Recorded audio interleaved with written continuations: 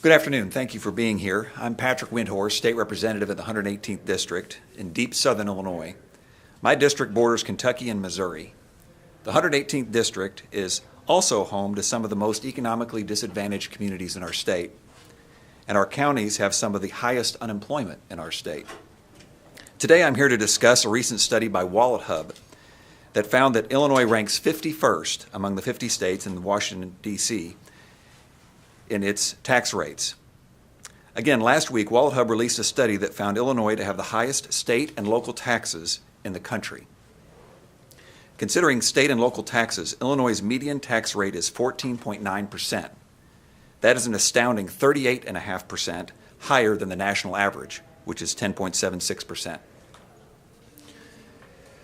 So for example, the tax rates in Illinois, one would be the lowest, and 25, of course, would be average. We are 51st in the overall rate, 39th in income tax, 50th in real estate, 25th in sales and excise taxes, and first, thankfully, in vehicle and property tax. And why are we number one in that ranking? Because we have no vehicle property tax. Of course, maybe I shouldn't mention that to give anyone on the other side any ideas. The reason people are leaving our state is because it is too expensive to live here. It is too expensive to do business, plain and simple. One of the reasons I ran for office is because I've seen many friends, family members, and neighbors, and many of my constituents when I served as state's attorney, leave our state for more affordable living and fewer regulations for their businesses. As I've watched our politics play out over the last several years, I've found that I've been myself asking the same questions over and over. When are the Democrats that hold every level of power in this state government ever going to take one action that makes it easier to do business here, to invest here, to grow jobs here? When is our state ever going to do anything to make Illinois more competitive? The last 4 years and the first 3 months of this year suggest the answer is no. They will not do anything. House Republicans have been busy sponsoring legislation to make Illinois a friendlier place to do business. I am co-sponsoring the Blue Collar Jobs Act that would bring good-paying construction jobs to our state. The bill may never see the light of day because of politics. The point of mentioning our efforts to make our state a better place to live and work is this. We need a better tax climate that attracts businesses. Businesses hire people. People move to Illinois and pay taxes. More taxes means less tax burden on everyone else. That is a basic truth of economics. Another basic truth of economics is that government at some point cannot continue to expand faster than the private sector. And in Illinois, our outstanding debts are many times that of a regular fiscal year budget. When it comes to state and local taxes, our citizens are maxed out. When it comes to state of Illinois' credit cards, we're maxed out. In a global economy, we will not be able to rely on our location in the Midwest and the city of Chicago forever, especially if we keep losing people. Eventually, money goes where more money can be made more quickly. And the outmigration of 45,000 of our fellow citizens just last year is a direct result of Illinois' high tax environment. Now the governor is proposing new taxes on cigarettes, e-cigarettes, and plastic bags. But look at the data. We're dead last in taxpayer friendliness. 51st. How is raising more taxes on more items going to make that any better? Thank you. I'm State Representative Tom Demmer from Dixon, and I appreciate the introduction that Representative Windhorst gave us today. I think it's really important that when we're in the Capitol that we always keep an eye on what's happening in the real world. I think a lot of times you can get sidetracked into this discussion of what's the discussion under the dome versus what's the discussion in the rest of the state of Illinois. Today we have very different directions playing out in those conversations. Today across the state of Illinois, families are reading reports that say Illinois ranks dead last in taxpayer burden, that we have the largest taxpayer burden on a median family of any state or the District of Columbia. That's an important thing. That's going to be on a lot of nightly news shows tonight. And a lot of families are going to see that, and a lot of families feel that every day. That's the conversation throughout the state of Illinois. But the conversation here under the dome in Springfield is very different. The conversation here, kicked off by Governor Pritzker, is what can we do to raise $3.4 billion in additional income taxes from families and businesses across the state of Illinois. Those are taking the conversation in two very different directions. We also have to deal with the tension that exists between the two different conversations that happen about that specific tax proposal. So we have the conversation across the state of Illinois that says, well, we can't trust Springfield to tax and spend efficiently. For year after year after year, we've seen tax increases without any material improvement in the state's fiscal condition, without material improvement in the state's economy. What makes a family in Illinois think that they can trust Springfield politicians to live to their promises and to keep taxes at a manageable level? Yet there's a different conversation under the dome. Again, the conversation under the dome is, well, we have these initial graduated tax rates that we'll talk about today. Never mind that 2 years down the road we'll be in a different financial position. Never mind that we have dozens of bills that are pending before the legislature right now that spend an additional hundreds of millions of dollars in state spending. Never mind all those things. We'll live with these rates that we have. And so again, we have these different conversations. The conversation that Illinois families are having around the dinner table today is very different than the one that's happening here under the dome. It's our duty and our obligation as elected officials, as representatives of those constituents, to make sure that we inject some kind of realism in the debate that happens here. We can't ignore the fact that we have the highest taxpayer burden. We can't ignore the fact that people have been leaving the state of Illinois for years. We can't ignore the fact that there are better opportunities and more economic growth in states all around us, all throughout our region. We have to get serious about making some changes to the way that Illinois does business, to provide meaningful tax relief to individuals, to provide better opportunities for families here, and to provide Illinois as a place where jobs and investments can grow. We as a Republican caucus stand behind taxpayers.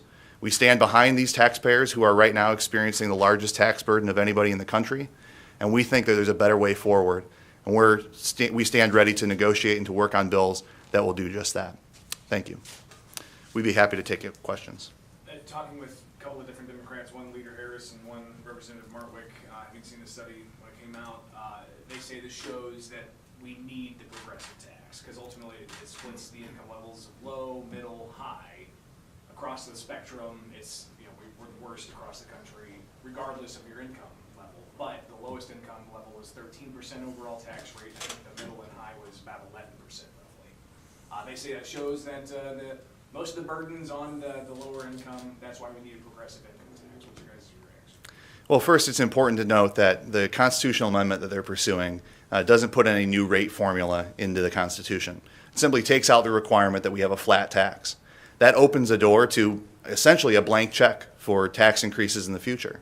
That at any point in a future year where, as I mentioned, there's dozens of bills out there that would spend more money, anytime we want to pass one of those, the response will be, well, let's come back and let's tweak this rate a little bit, or let's expand this tax bracket a little bit. Let's move this rate down from the higher tax level to a little bit lower tax level. And suddenly, those families who are purportedly going to be helped by this are going to find that they're actually on the receiving end of a pretty significant tax increase. As you know, the conversation here in the Capitol each year is not about what to do with our surplus.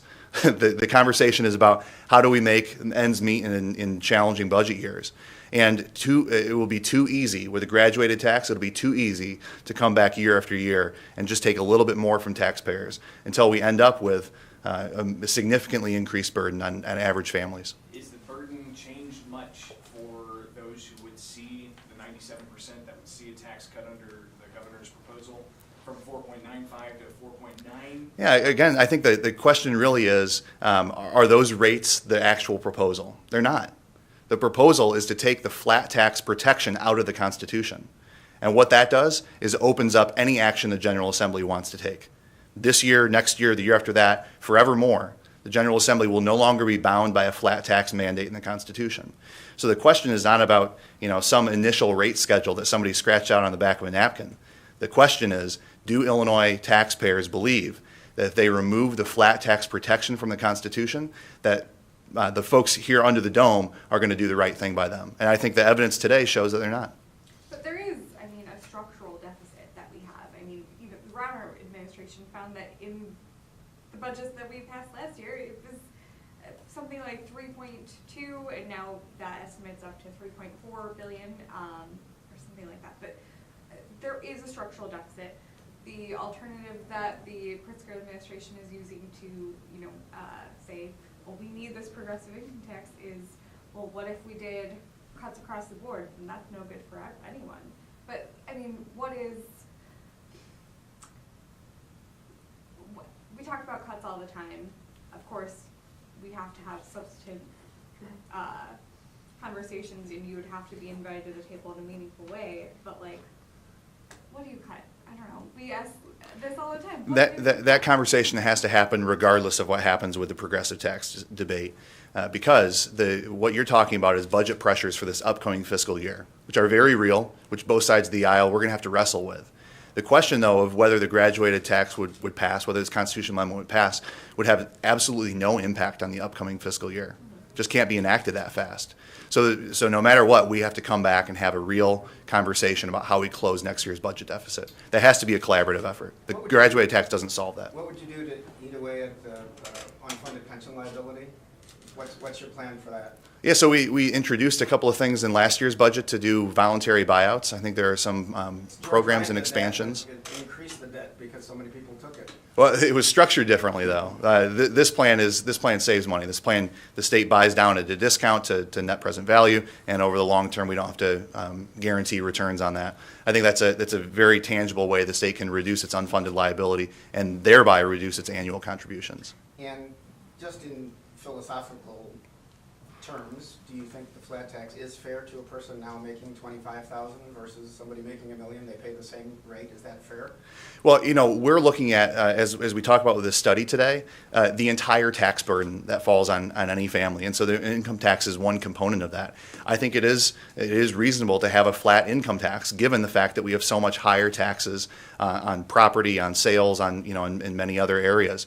We can't look at things in isolation. We have to understand how this affects a person across the board. And right now, people of every income level are being hammered by very high property taxes, in many local areas hammered by very high sales taxes. And now the proposal would be to raise income taxes by an additional $3.4 billion. We just don't think that's the right thing to do. Representative Windhorst, you had mentioned the bag tax, cigarette tax, all these other taxes that they're looking at. What are your constituents, what's their reaction when you go up to them and talk to them and say, you're looking at paying 5, maybe even 10 cents a bag at the grocery store? Well, there's a large level of frustration because they feel like they're just being taxed to death. Every which way you can think to have a tax, the government comes up with it. So they want reforms. The people I speak with in my district want reforms in Springfield. They don't want to continue to lose population. They don't want to have high levels of unemployment. They want to see reforms here so we can get our economy moving and growing. We talk about cuts or raising taxes. What we need is economic growth in our state. And we need economic growth in Southern Illinois, definitely. And that will help lift all boats and will bring in additional revenues for the state. What does that reform look like? We've heard workers' comp reform, but the IMA was in here earlier saying there's essentially there's no political will to move forward with anything along those lines. Well, as you said, part of it is developing the political will and having leaders who are willing to put forward ideas that we can get consensus on.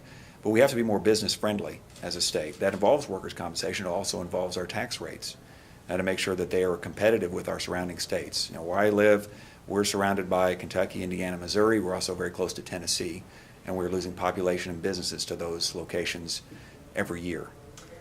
Is anybody in this group willing to raise anything like a gasoline tax for an infrastructure bill? Because businesses like roads that don't have big potholes in them as well. So is infrastructure part of this thing, or are you opposed to anything, any money raising for that? I think infrastructure or capital bill is a separate and distinct conversation from the state's operating budget. This is something we're going to have to wrestle with each and every year.